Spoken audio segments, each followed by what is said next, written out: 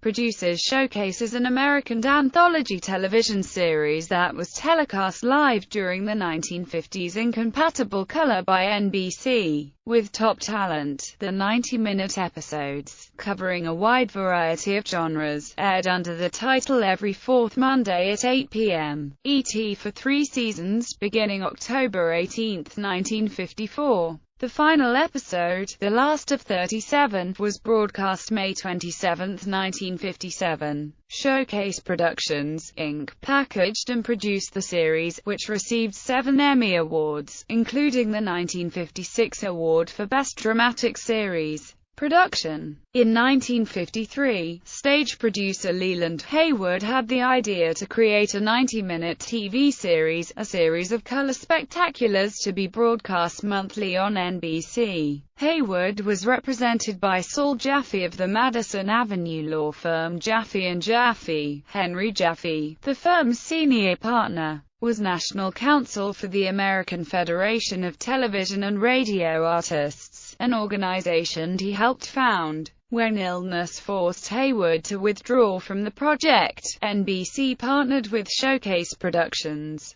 an independent production company created by Henry and Saul Jaffe to produce the series. Producers Showcase went on the air October 18, 1954. The ambitious series presented a total of 37 live color programs, which included original musicals or plays, restaging of Broadway productions, great concert artists, and tribute programs. Producers Showcase presented the first international show with live remote locations, and the first full-length Broadway production on color television. Producers Showcase has undoubtedly been a tremendous prestiged presentation by the network with elaborate and worthy cultural productions, the New York Times wrote in 1957. The series' final year, Producers Showcase received 7 Emmy Awards, including the 1956 award for Best Dramatic Series. Premiere episode director Otto Preminger was invited to produce and direct Tonight at 8:30, a trio of one-act plays by Noel Coward.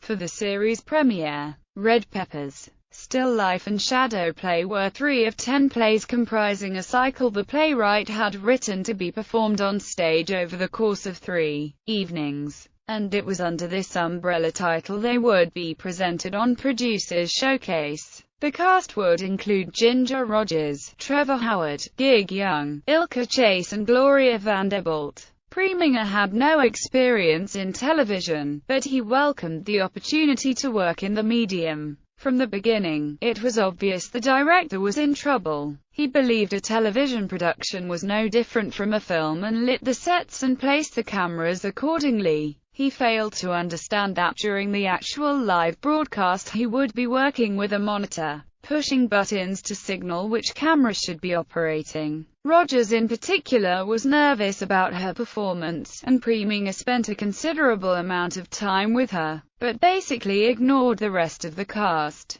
Supporting player Larkin Ford later recalled he felt Preminger had no sense of Coward's work or how it should be played. As the production entered its 3rd week of rehearsals, there still had not been a complete run-through. 3 days prior to the broadcast, executive producer Fred Coe decided to take action. He privately fired Preminger and then simply told the cast and crew, "Mr. Preminger will not be with us. I will be with you through the presentation." Although they felt sorry a man of Preminger's stature had been dismissed for incompetence, they were relieved he was gone. When the show aired, Preminger introduced each act in a filmed segment, and he received sole credit as producer and director. It proved to be his first and last television venture. Peter Pan, one of the most memorable productions of the first season, was telecast on March 7, 1955. Peter Pan, a recreation of the 1954 Broadway musical with all its original cast members, including Mary Martin as Peter Pan and Cyril Ritchard as Captain Hook, was so highly acclaimed by critics and well received by viewers,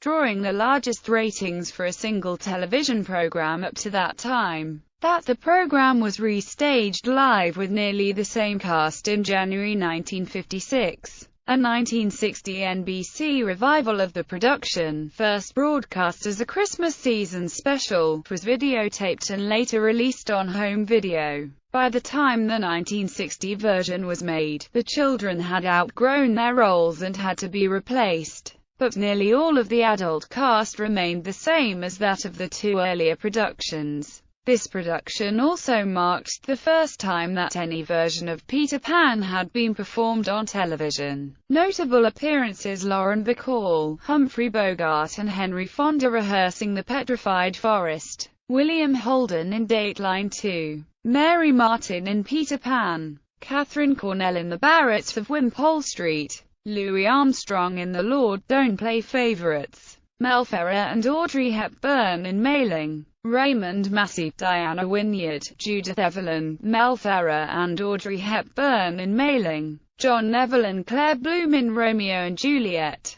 Margot Fonteyn in Cinderella, Mickey Rooney in Mr. Broadway. Humphrey Bogart and Lauren Bacall made their television debuts in a production of The Petrified Forest that also starred Henry Fonda, Jack Warden and Jack Klugman. Bogart reprised the role of Duke Manty, which he performed in the original 1935 Broadway production and the 1936 film. Director William Wyler made his television debut with The Letter, starring Siobhan McKenna, John Mills, Michael Rennie and Anna May Wong. Wyler also directed the 1940 feature film. Director Natalie Litvak made his television debut with Mailing, starring Audrey Hepburn and Mel Ferrer. Litvak also directed the 1936 feature film, a musical adaptation of Thornton Wilder's Our Town, featured Eva Marie Saint and Paul Newman, a last-minute replacement for James Dean. Frank Sinatra scored a major chart hit with the original song, Love and Marriage, which received an Emmy Award.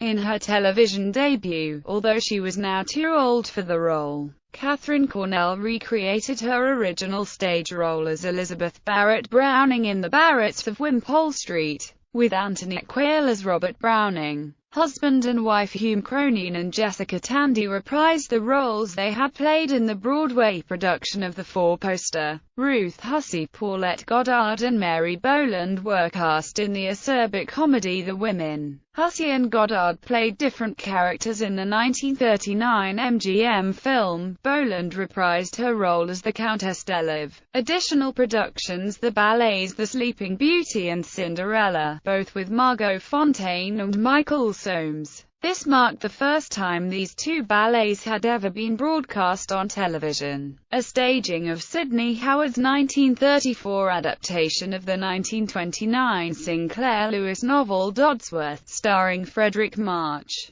Claire Trevor and Geraldine Fitzgerald. The Skin of Our Teeth with Helen Hayes and Mary Martin. Cyrano de Bergerac with José Ferrer, Claire Bloom and Christopher Plummer. The Great Sebastians, directed by Franklin J. Schaffner with Lynn Fontanne, Alfred Lunt and Alan Ferlin, set in 1948 in communist-controlled Prague, Czechoslovakia. A mind-reading act is commanded by the authorities to entertain at a private party. They discover what the authorities really want is for them to use their powers to expose spies and traitors to the regime. Realizing the kind of trouble they're in for, they decide to escape using their best stage tricks. Shakespeare's Romeo and Juliet, with Claire Bloom, John Neville and Paul Rogers. Festival of Music, two 90-minute programs devoted to classical music, featuring such performers as Jan Peerce, Arthur Rubinstein, Roberta Peters,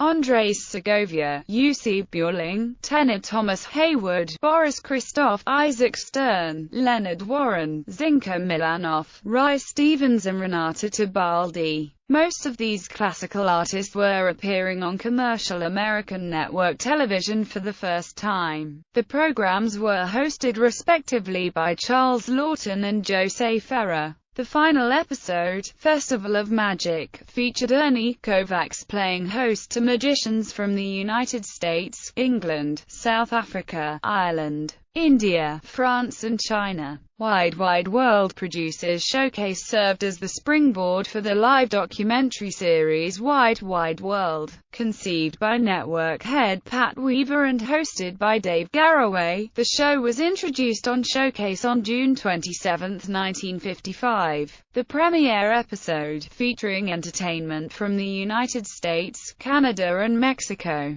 was the first international North American telecast in the history of the medium. It received a regular Sunday afternoon time slot the following October. Episodes. The following 37 episodes comprise the Producers Showcase library. Reception. Producers Showcase averaged a 36.5% audience share. 65 million viewers watched the first presentation of Peter Pan, garnering a 68.3% audience share that made it the highest-rated episode in the series. The restaged Peter Pan earned a 54.9% share, and the Petrified Forest earned a 50.6% share. The series had this level of success even though its last third aired opposite I Love Lucy, the highest or second highest rated series on television during the 3 seasons Producers Showcase was broadcast. Awards. Presenters Showcase received the following awards and nominations from the Academy of Television Arts and Sciences. DVD releases. Video Artists International has formed joint ventures with Showcase Productions, Inc., for the release of a number of Producers Showcase programs, as well as showcase programs from other Golden Age of Television series, complete with their commercial announcements, on DVD. Festival of Music 2, The Sleeping Beauty and Cinderella. Although these episodes were broadcast live and in color, the kinescope process by which they were preserved as black and white